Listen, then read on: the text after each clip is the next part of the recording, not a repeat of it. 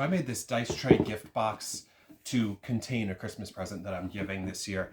And it turned out to be a little bit more of a prototype than a finished product compared to what I was hoping to get out of it. But I still wanted to show you what I did, how I threw it together, so that you could see the concept and maybe utilize it the next time that you are looking for a gift for, you know, the geek gamer friend of yours. See, at the end of the day, it's basically just a gift box I bought at the store, and I wrapped the top in vinyl that I happened to have laying around. And then I created this intersection from foam core with this little divider in it. I covered the bottom of the box with felt, and then I lined everything in velvet before I put it back together. And the point of the thing is to be a combination of gift box and part of the gift. So now this can be reused by the recipient with the things I put in it. So the individual receiving this happens to be into Dungeons and Dragons. So we've got a bag of dice. We've got a smaller bag of dice. These are metal dice set. Hold on, let me show you the D20 in it. So we've got this kind of turquoise on silver, but the fun part is the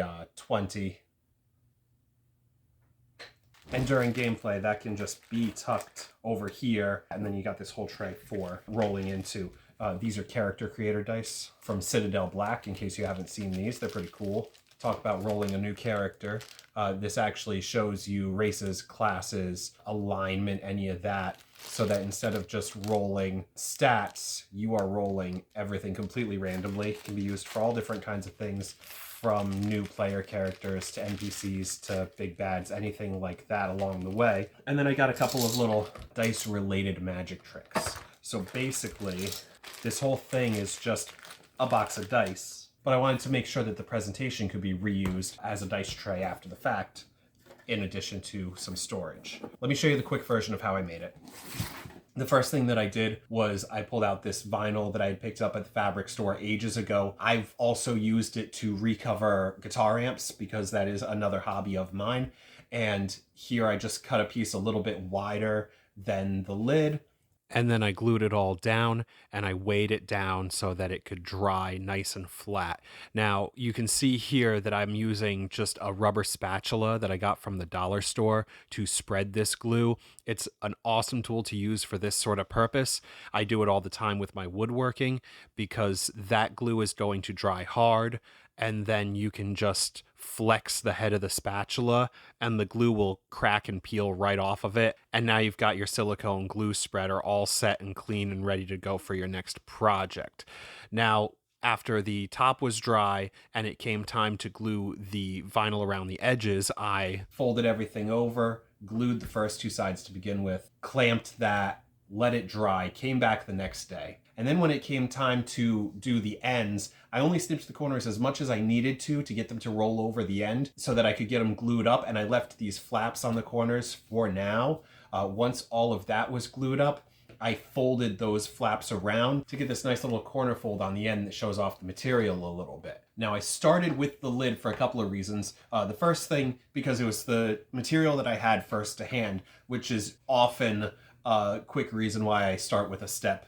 But I also wanted to make sure that I knew how big this lid was for the box. See, depending on how well the lid fit after doing the vinyl piece was going to change how I built the rest of this, doing a little bit of relative dimensioning and determining measurements of later cut pieces depending on the end results of the pieces that were finished first. In my case, this lid no longer fit really nicely over the top of the box, so I wanted to build up the inner layer a little bit. And instead of just lining the box with velvet and calling it a day, I wanted to build a foam core structure and build it up out of the top of the box so that that lid can set on the new inner structure, which is a little bit more properly sized for it. There's nothing fancy to the foam core construction.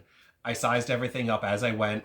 And once I had all the pieces cut up, I just hot glued everything together. So I usually use those like real cheapo, low temp glue guns, and I was not expecting that this really nice wireless Ryobi one was going to burn quite as hot as all of that. And I learned a painful lesson just now. But now that I've injured myself for the sake of making a craft project, let's move along. I don't need super strong joints. I don't need super pretty joints. Everything's going to get glued into the case at the end of the project. So it's going to be reinforced by the box that it's in. Now I've got the foam core structure out of the way. I lined the bottom of the box with just a piece of felt, and Through this whole project, I used Titebond 2 wood glue, once again, mostly because it's what I had close to hand, and I feel like it's a very appropriate product for the vinyl top.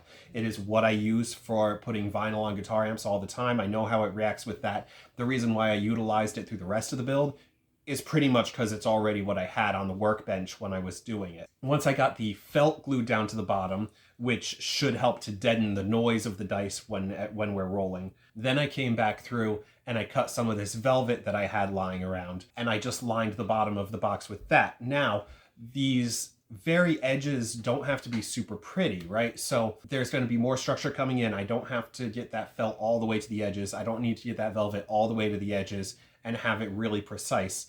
However, I am trying to work on my precision and my accuracy and my fine details when it comes to my projects. So I did try to get it as nice as possible, but mistakes can be covered up. Now, after that, I had to wrap the velvet around that foam core structure. Mostly self-explanatory. I did it in pieces. I first wrapped that middle divider, then I wrapped the long side of the box, then I wrapped the short side of the box. So there are some seams, but it's a dark material and it's relatively stretchy, and you don't really see the seams too much, so it's not that big of a deal. But hey, let me show you a mistake I made and how I'm going to do it a little bit better the next time. Yeah. See, I started wrapping this whole frame that I had previously made with the foam core in this red velvet, purple velvet, maroon velvet. Let's go with maroon. And on these corners here, I glued everything on the inside, and then I snipped the corners, and then I folded everything over. You can see that this left this like exposed corner here that I'm going to have to now patch with another smaller piece of the fabric, and it's going to leave more visible seams and all that. What I should have done was realize that it is a stretchy fabric, and done like this, left these corners intact, and just folded them all over like that, and had these nice intact corners like I have here. Of course, that method wouldn't have worked with the vinyl on the top, and this whole like cut and fold method was necessary because this doesn't stretch and give in the same way. But it was every bit of possibility over here. That being said, I am very nearly done here. I'm going to get these glued, and then it's all going to go in like this, and I'll repair these corners. And then I have a dice box with the nice little compartment over here for storing some dice. Nice large rolling area here. Bound top here.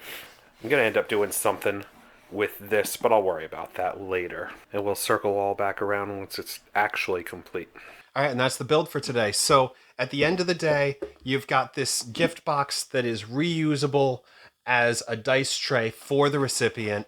And I just think it's a really good way to give a gift to kick up the level of utility and the level of care that's put into it. You know, now you've got something custom made for the person. Now you've got something you put more effort and time into in addition to the dice. It's a good way to give a high quality gift to somebody who's into Dungeons and Dragons, Warhammer 40,000, anything like that, without spending a ton of money. You can buy them a new set of polyhedrals and you can build them the box. Now, admittedly, I did get away with this being a cheaper project because I had pretty much all the materials already. I paid $6 for the gift box that I used for this, but you could use the cheaper t-shirt boxes as long as you're reinforcing them with foam core. It would work out just the same. Or if you are more accurate with your foam core work, you could build the box entirely from scratch. Now, as far as the cost of other materials, fabric at the fabric store, I would suggest that you do go to the fabric store and don't buy online, because you're not going to find the discounts, the coupons, the clearance items online, anything like that. You're only going to find the things priced at a premium. But if you go to the fabric store, a lot of them have clear out sales, weekly sales, bi-weekly sales, coupons, anything like that. The vinyl that I used here, I bought an entire bolt of it. I bought several yards because I utilize it in my other hobbies.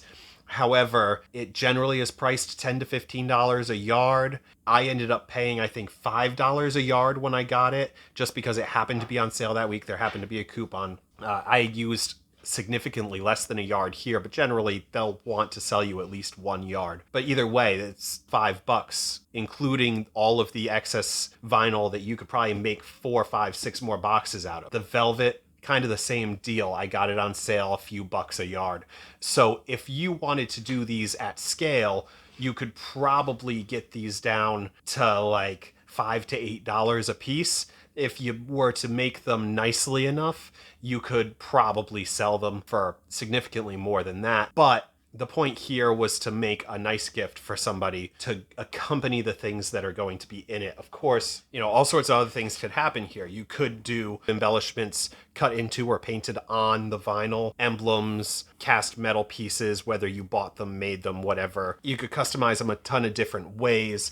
You could customize the inside a ton of different ways. You could do compartments that are specially made for things that the person uses. You could make a DM screen that folds up and goes into the box in addition to it. You could do all sorts of different things to customize to the person. And I think in the future, when I make a more extended version of this, I will make a more extended version of the video as well, and I'll show the refinements, and I'll show the ideas I've come up with since. But for now, that is the build. I've got a few more things in the works right now, a couple more projects that I'm kind of starting to work on. Right now, I'm in a bit of a transitional period as we are changing up the studio space. We've actually converted much of our first floor of our house into art and craft studio at this point because we are getting to a point where we have too many crafting tools to fit in one craft room. So stick around with me. Let me get through the first part of the year and get that all settled, and I'll be coming back through with hopefully some slightly better production value videos for you, and we'll be building some marines. We'll be converting some models. We'll be doing some ruins work. We'll be expanding our gaming table, and hopefully I'll be seeing you around then.